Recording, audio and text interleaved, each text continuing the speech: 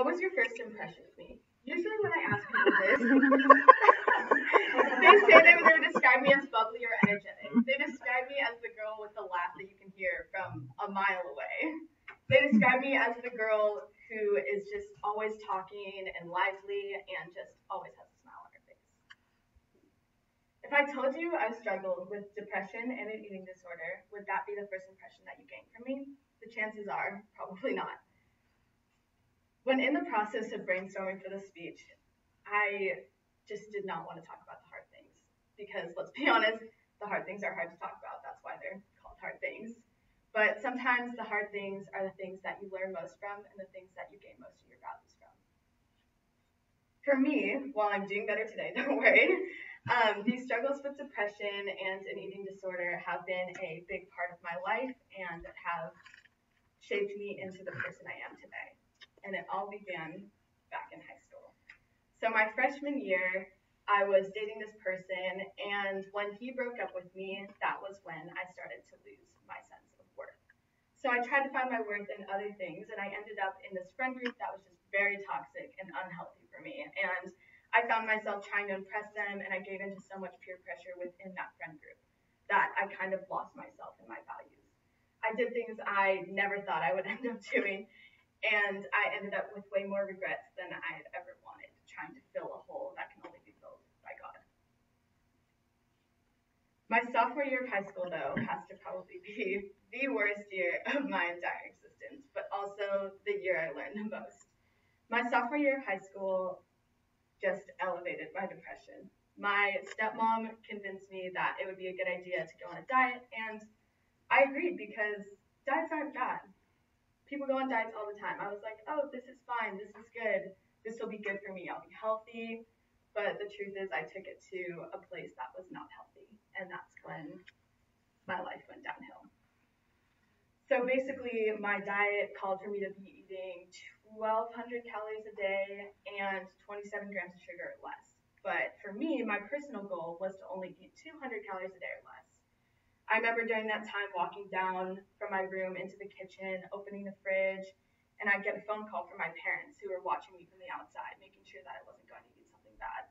They'd call me up, and if they saw me eating something that wasn't good or wasn't good for me, or what they thought I shouldn't be eating, such as like a bag of popcorn, they'd make me throw it in the trash. I remember taking a bite of an apple just to taste it because I thought it had too much sugar and I didn't think I could eat it, so I would just immediately spit it back into the trash. This time was not a good time for me. I was also working out 3 to 5 days a week, and on top of eating absolutely nothing, I was withering away, not only physically, but emotionally. I remember some days I would just be laying on the floor, crying, and just seeing no purpose in my own life. I remember having to get back up, go into the mirror, wipe my tears away, put makeup on, and practice my smiling so that when I went downstairs, I could pretend to be the perfect person and pretend to be okay. Well, what I went through was difficult and not something that I normally would like to talk about because it's not very good. It has definitely made me who I am today and shaped who I am. I gained a lot of values from this experience, and two of them being kindness and my faith. First of all, kindness. Kindness means everything to me. Whether it be me walking down the road and I make eye contact with a student and I give them a smile, or whether I see someone in the bathroom crying and struggling, I just go up to them and make sure that they're okay.